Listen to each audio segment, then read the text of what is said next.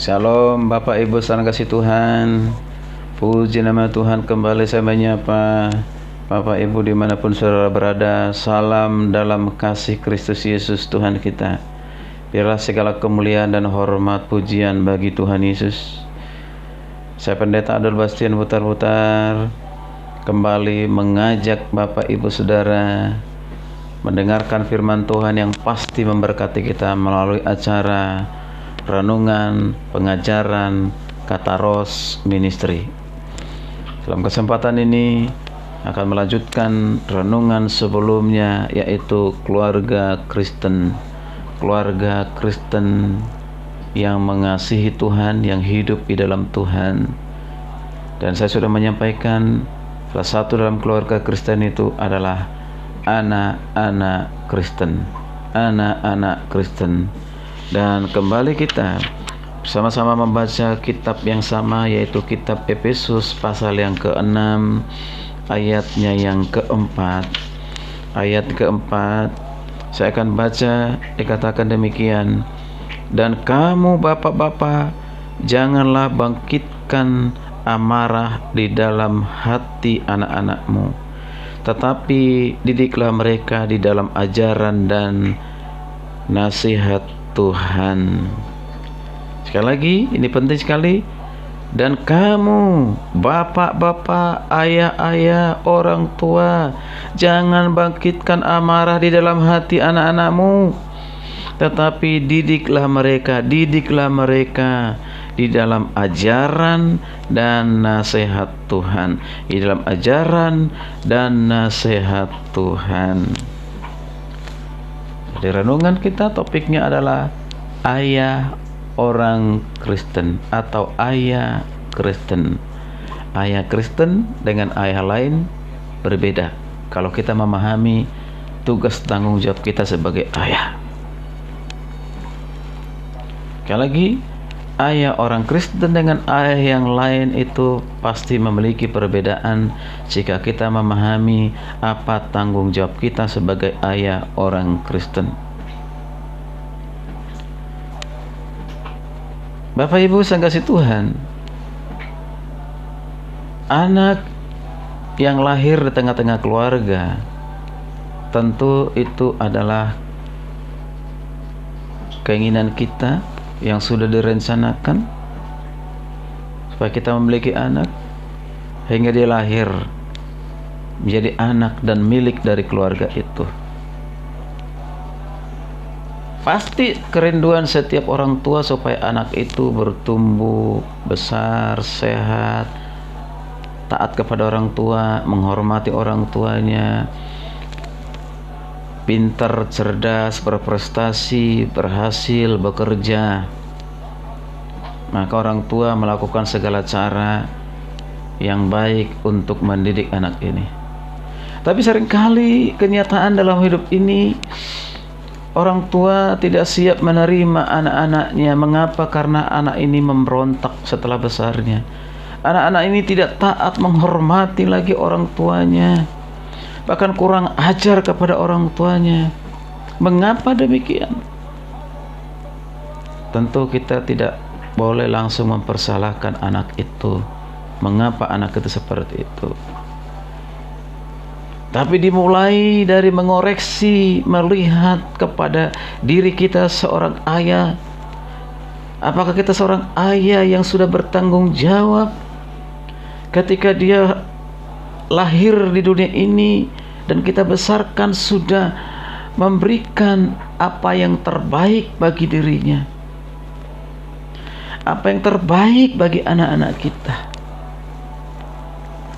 Tapi kalaupun anak itu menjadi pemberontak, tentu ini tugas kita, tidak boleh membiarkannya. Terima kasih Tuhan. Kalau salah mendidik anak-anak atau kurang memperhatikan anak-anak, melalaikan tugas sebagai orang tua, sebagai ayah kepada anak-anak, ini bisa berdampak buruk, berakibat buruk bagi anak itu, bahkan bagi orang tuanya. Banyak contoh dalam Alkitab. Contohnya Daud memanjakan Absalom anaknya dan memberikan contoh yang tidak baik kepadanya, dan akibatnya tragis. Eli gagal mendisiplin anak-anaknya dan mereka mencemarkan namanya dan juga mendatangkan kekalahan bagi bangsa Israel. Ishak pun memanjakan Esau pada waktu ia sudah lanjut umurnya, sedangkan istrinya pilih kasih dan memanjakan Yakub. Akibatnya adalah rumah tangga itu terpecah belah. Demikian Yakub yang sedang memanjakan Yusuf ketika Allah dengan penuh perlindungan menyelamatkan Yusuf dan menjadikan dia pria yang dewasa di Mesir. Dan masih banyak contoh-contoh Alkitab yang lain di mana orang tua lalai melakukan tugasnya, perhatiannya kepada anak-anak. Akibatnya fatal. Makanya dalam ayat ini Paulus menyatakan, memberitakan, mengingatkan bahwa ayah orang Kristen memiliki tanggung jawab, memiliki beberapa tanggung jawab terhadap anak-anaknya. Tanggung jawab yang pertama yaitu tidak boleh membangkitkan amarah di dalam hati anak-anak. Yaitu tidak boleh membangkitkan amarah di dalam hati anak-anak. Nah, saudara kasih Tuhan, pada zaman Paulus, seorang ayah memiliki kuasa yang tertinggi atas keluarga. Apabila seorang bayi dilahirkan di dalam sebuah keluarga Romawi, umpamanya bayi itu dibawa dan diletakkan di hadapan ayahnya. Jika ayahnya mengangkatnya, berarti ayahnya menerimanya ke dalam keluarga itu. Tetapi jika ia tidak mengangkatnya, berarti anak itu ditolak. Bayi itu dapat dijual, diberikan kepada orang lain, bahkan dibuang sehingga mati. Tentu saja kasih seorang ayah dapat menghindarkan tindakan-tindakan yang demikian, tindakan yang mengerikan itu, dijual, dibuang, bahkan dibiarkan mati. Lagi kebiasaan-kebiasaan seperti itu tentu melanggar hukum. Jadi Paulus mengatakan kepada orang-orang tua, kepada ayah Kristen, jangan menggunakan wewenang untuk memperlakukan anak-anak dengan sewenang-wenang, melainkan untuk membesarkan hati serta membangun anak-anakmu di dalam didikan yang benar akan takut akan Tuhan. Kepada jemaat di Kolose, Rasul Paulus menuliskan dalam Kolose 3:21 berkata, "Hai bapak-bapak, janganlah sakiti hati anakmu, supaya jangan tawar hatinya."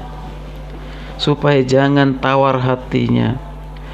Jadi lawan kata menyakiti ialah membesarkan hati. Pilihan ada di kita sebagai ayah Kristen, menyakiti hati anak atau membesarkan hati. Tentunya kita harus memilih membesarkan hati anak-anak kita.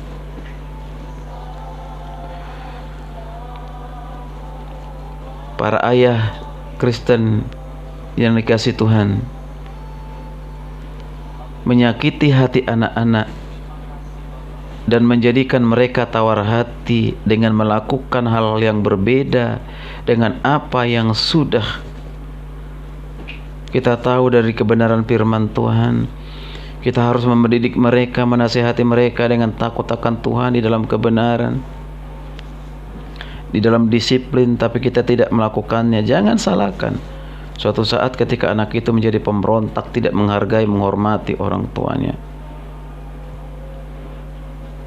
Jika kita berhasil mendidiknya di masa mudanya, maka ketika kita di masa tua, dia tetap akan menghargai, menghormati orang tuanya.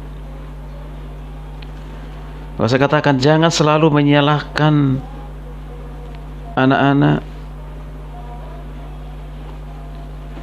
Belum tentu anak itu yang salah. Mungkin pengaruh lingkungan. Dia kehilangan kasih sayang, kehilangan perhatian dari orang tuanya sehingga dia berlaku kasar, memberontak. Mungkin selama hidupnya kita tidak pernah memuji dia ketika dia berprestasi. Mungkin juga kita bersifat pelin-pelan dan tidak adil dalam hal mendisiplin anak. Mungkin ada pilih kasih dalam keluarga. Yang satu lebih kita perhatikan, yang lain tidak. Yang satu kita istimewakan, yang satu kita biarkan, tidak memberikan perhatian yang khusus sehingga dia sakit hati. Jangan menganggap remeh persoalan-persoalan kecil yang dialami anak-anak kita. Mungkin dia merindukan sesuatu sesuai dengan kebutuhannya, lalu kita orang tua pura-pura tidak tahu, bahkan tidak mendengarkannya, tidak memberikannya, sehingga dia sakit hati. Dan kalau ini terjadi berulang-ulang, dia akan menumpuk sakit hati dan kekecewaan dalam hatinya, dan suatu saat itu bisa meledak dan akan memberontak kepada orang tuanya. Sebelum itu terjadi, mari kita koreksi diri sebagai orang tua, sebagai ayah Kristen. Sudahkah kita melakukan tanggung jawab kita kepada anak kita? Didiklah dia takut akan Tuhan. Didiklah dia di dalam kebenaran. Berikan apa yang menjadi kebutuhannya. Doakan dia, anak-anak kita, siang dan malam. Berikan perhatian yang khusus kepadanya setiap saat. Tentu kita bisa melakukan ini semua jika kita menyerahkan diri kita, dipimpin, dipenuhi oleh Roh Kudus. Maka kita pun memiliki kepekaan terhadap kebutuhan-kebutuhan anak kita. Saya percaya kita mampu mengerjakan itu. Maka sekali lagi, penutupan renungan ini sampaikan, seluruh ayah Kristen yang ada di dunia ini, yang ada di gereja Tuhan, dimanapun saudara berada, mulai dari hari ini, berhentilah menyakiti, membangkitkan amarah anak-anakmu. Berhentilah untuk menyakiti hati anak-anakmu.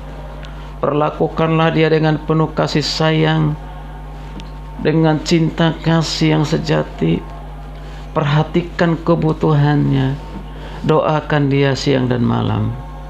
Maka anak itu bertumbuh besar menjadi anak yang manis, anak yang akan taat, menghormati orang tuanya selama orang tuanya itu masih hidup, bahkan akan memberikan yang terbaik kepada orang tuanya. Mari sekali lagi kita sebagai ayah Kristen berikan yang terbaik buat anak-anak kita. Terpujilah nama Tuhan. Kiranya renungan ini menjadi dorongan, motivasi, nasihat, teguran buat kita. Shalom, Tuhan Yesus memberkati.